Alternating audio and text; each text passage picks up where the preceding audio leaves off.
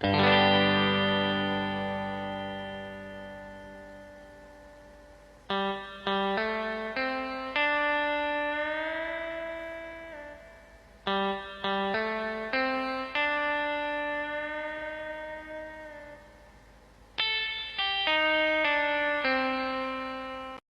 1. Assalamualaikum warahmatullahi wabarakatuh. Hai teman-teman, di sini saya bersama dengan Wak Giono. Wak Giono ini berusia 75 tahun dan Wak Giono ini tahu tentang apa itu G30 SPKI dan apa itu masa Soekarno. Baik, di sini kita akan langsung menanyakan kepada Wak Giono apa itu masa-masa Soekarno. Wak, apa yang Wak ketahui tentang masa-masa Pak Soekarno, Pak? Masa-masa Pak Soekarno itu dulu tuh PKI rame. Kita tuh dulu masih sekolah, masih kelas 6. Jadi kejadian apa yang Wak ingat ketika di masa-masa Soekarno itu, Pak? Oh itu kita nengok orang tuh dipotong. Oh, dipotong. Karena apa itu, Pak? Pancung. Dia asa pancung, tembak. Itu kejadiannya di mana tuh, Pak? Kampung Batang Toru. Batang Toru. Jadi apa yang bisa Bapak pesankan kepada pemuda-pemuda sekarang untuk merubah dirinya supaya lebih baik, Pak? Kata-kata apa yang Bapak bisa kasih? Oh, kata-kata itu. Iya. Yang lebih baik itulah cari kerja yang bagus. Baik. Mungkin itu saja yang bisa Wak Giono kasih tahu. Di sini Wak Giono memiliki kalender yang berfotokan dengan Bapak Soekarno. Ini bisa ditunjukkan, Pak, kalendernya? Ya.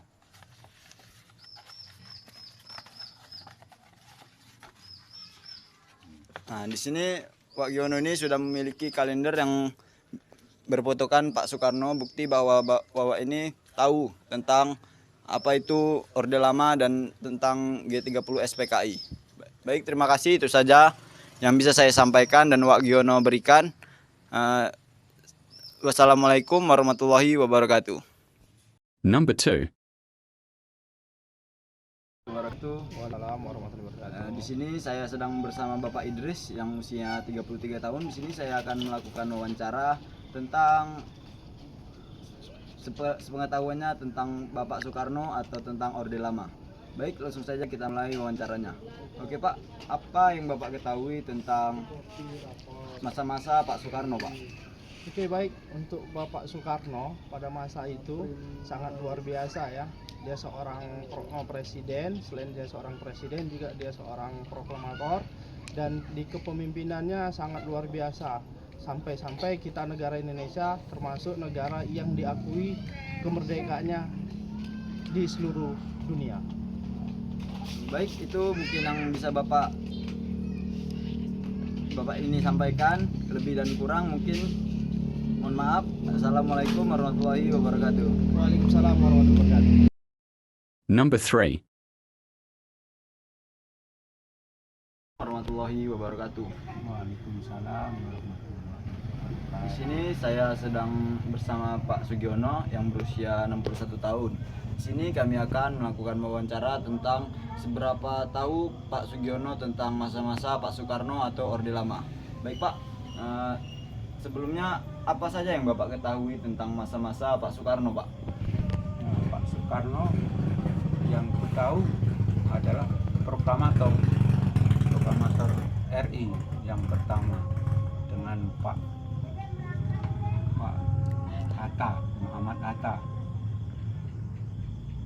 Nah, itu yang kami tahu. Masa-masa kehidupan zaman dulu itu seperti apa, Pak? Ya, zaman Pak Karno kan zaman masih gerilya. Bangsa Indonesia, tentara kita, tentara RI masih bergerilya sebelum tahun 45. Kemudian di tahun 45 itulah mulai berubah. Direbut oleh bapak-bapak tentara kita, termasuk yang dimotori oleh Bapak Soekarno itu. Kembalilah Indonesia ini ke pangkuan Pertiwi seperti ini. Jadi, Pak, ciri-ciri kehidupan zaman dulu itu Pak, kayak mana itu Pak? Maksudnya ciri-ciri kehidupan bernegara atau Cara rakyat? orang itu kehidupan Pak, beras dari mana? Ya kalau kita bayangkan semana hidup orang dulu di waktu yang serba susah, ya termasuklah nggak kayak kita ini mudah nyari makan, mudah nyari pakaian, apalagi pekerjaan, semua serba susah. Ya apalagi kalau kita bikin mau kerja aja udah kayak mana capeknya, nggak seberapa upah yang diberikan kepada kita. Ada dulu kita kenal namanya pun masih kerja rodi, ya kerja paksa. Ya kerja paksa itu tidak dijanjikan imbalan berapa yang harus kita terima. Nah, belum lagi memikirkan keluarga yang ditinggal kayak kami lah. Kami termasuk orang tua kami dulu zaman tahun itu tahun 45 dibawa mengungsi di orang-orang tua kami, ya dirondokkan lah di mana di tempat yang dianggap aman, di gua-gua.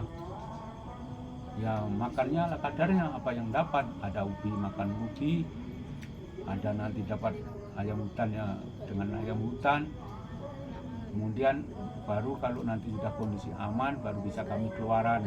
Ada bapak-bapak kami yang istilahnya jadi pahlawannya lah, dari di luar kondisi aman keluaran kami, kalau nggak aman nanti kalau ada apa-apa merondok lagi. Nah, serba susah lah zaman dulu.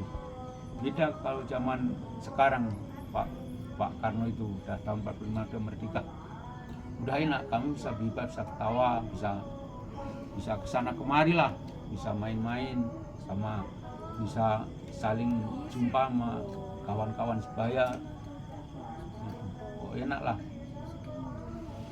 Jadi teman-teman, segitu saja yang Pak Sugiono bisa sampaikan kepada kita semua. Semoga apa yang disampaikan beliau bisa menambah pengetahuan kita semua. Baik, saya akhiri. Assalamualaikum warahmatullahi wabarakatuh. Waalaikumsalam. Number 4. Assalamualaikum warahmatullahi wabarakatuh. Di sini saya akan melakukan wawancara dengan siapa, Nek? Dengan Nenek Ngatmina yang berusia 73 tahun. Baik teman-teman, di sini saya akan melakukan wawancara tentang seberapa jauh Nenek Ngatmina ini mengenal masa-masa Bapak Soekarno. Nek, apa saja yang Nenek rasakan ketika di zaman dulu Pak Soekarno nenek susah, makan aja beras jagung, susah sekali lah, susah. Udah itu sekolah pun nenek kaki ayam, nggak pakai sepatu, nggak pakai sandal. Udah itu mau pergi kemana-mana susah, mobil nggak ada. Jadi supaya bertahan hidup dulu, Nek, bagaimana cara orang zaman dulu, Nek, untuk bertahan hidup? Ya nenek kan di kebun ikut kakek dulu, di kebun Sopindo. Oh. Jadi kalau misalnya ada perang itu Nenek larinya kemana tuh, Nek? Ke lubang, Ke lubang, Nek? satu rumah, lubangnya satu. Atas kasih papan kan kasih tanah. Masih ditutupi tanah lagi gitu, Nek? Masuk ke lubang ada sentir di dalam. Jadi Udah perang gitu. zaman dulu kehidupan itu sangat susah sekali, ya, Nek? Susah sekali. Makan ikan tak pernah. Susah. Jadi apa saja yang bisa Nenek kasih tahu untuk anak-anak zaman sekarang agar mereka mensyukuri yang diberikan orang tuanya, Nek? Zaman sekarang Iya. ya kalau bisa nenek susah, kalau anak nenek tamat SMA semua nenek usahakan, alhamdulillah. Baik, terima kasih. Itu saja yang bisa nenek ini sampaikan. Lebih dan kurang kami mohon maaf. Semoga apa yang disampaikan nenek ini bisa bermanfaat untuk kita semua. Assalamualaikum warahmatullahi wabarakatuh. Number 5. Warahmatullahi wabarakatuh. Di sini saya akan melakukan wawancara dengan Ibu Latifah yang berusia berapa tahun, Bu? 38. Yang berusia 38 tahun. Di sini saya akan melakukan wawancara tentang seberapa tahu Ibu Latifah ini tentang masa-masa Pak Soekarno atau masa-masa Orde Lama. Bu, apa saja yang Ibu ketahui tentang masa-masa Pak Soekarno, Bu? Ya, sebenarnya kalau Orde Lama itu keluarnya istilah Orde Lama itu dari pemerintahan Bapak Soeharto, ya kan? Karena itu disebut Orde Baru, baru muncullah bahwasannya pemerintahan sebelumnya itu disebut Orde Lama, ya. Jadi pemerintahan Bapak Soekarno itu banyak polemik juga pada masa itu, ya, karena demokrasi Indonesia itu pada masa itu banyak berganti, ada sempat demokrasi terpimpin, bahkan kita juga pernah itu demokrasi liberal dianut pemerintahan Indonesia pada masa Bapak Soekarno. Jadi kepemimpinan dia itu juga berakhirnya itu dengan alasan karena terlalu dekatnya presiden kita pada masa itu, ya, Bapak Soekarno dengan PKI, Partai Komunis. Nah, itu yang bikin semakin banyak orang yang tidak menyukai Bapak Soekarno. Jadi dia itu akhirnya dia juga memutuskan untuk, dia bukan dilengsarkan, ya, tapi memutuskan untuk menyerahkan kepemimpinannya. Iya, menyerahkannya karena ada sejarah yang mengatakan bahwasannya itu ada sangkutannya dengan Super Semar. Tahu Super Semar? Itu Super Semar, surat perintah 11 Maret itu. Dan sampai sekarang kita nggak tahu Super Semar itu sama siapa. Tapi kalau dari yang sejarahnya itu, ya, banyak mengatakan yang memegang itu Bapak Soeharto. Makanya pengganti dari Soekarno itu langsung ditunjuklah Bapak Soeharto dengan alasan bahwasannya yang menerima surat Super Semar itu adalah Pak Soeharto. Tapi sampai sekarang Super Semar itu yang aslinya kita nggak tahu. Itu jadi lengser pergantian dari Orde Lama ke Orde Baru itu seperti itu. Dia lengsernya itu karena terlalu ada kedekatan pemerintah dengan PKI. Jadi banyak masyarakat yang merasa tidak kurang puas dengan kepemimpinannya dia. Jadi dia mengundurkan diri, dan secara siapa yang pemegang Super Semar itu dia yang menggantikan. Tapi sampai sekarang kita nggak tahu surat aslinya itu di mana, yang katanya sama Pak Soeharto. Jadi isinya aslinya itu kita nggak tahu sampai sekarang. Menurut Ibu, gimana kehidupan zaman Pak Soekarno dulu? Karena Ibu waktu itu kan belum lahir, ya. Tapi Ibu hanya dengar dari ini cerita orang tua, ya kan, yang bahkan karena memang orang tua Ibu tuh penggemar berat Bapak Soekarno. Jadi dia itu dari mulai kisah bagaimana masa mudanya itu diceritakan sama orang tua Ibu kan. Pada masa itu namanya Indonesia itu kan baru merdeka, jadi otomatis namanya kalau dibilang suatu wilayah baru merintis untuk kan, pasti perjuangannya itu luar biasa pada masa itu. Kita sekarang sih tinggal nikmati aja, ya kan, tinggal nikmati sama mengisi. Mereka udah memperjuangkan. Makanya kalau kisah orang tua dulu, kalau zaman setelah kita bicara setelah karena walaupun Indonesia sudah merdeka pada masa itu sudah dipimpin oleh Soekarno, sempat juga banyak terjadi polemik, bahkan masih ada juga loh perang itu yang memang di sisi masuknya itu Belanda lagi, itu kita udah merdeka, Tapi masih diserang gitu. masih ada lagi sisiman perang. Terus bahkan yang dari dalam sendiri juga kayak peristiwa G30 SPKI.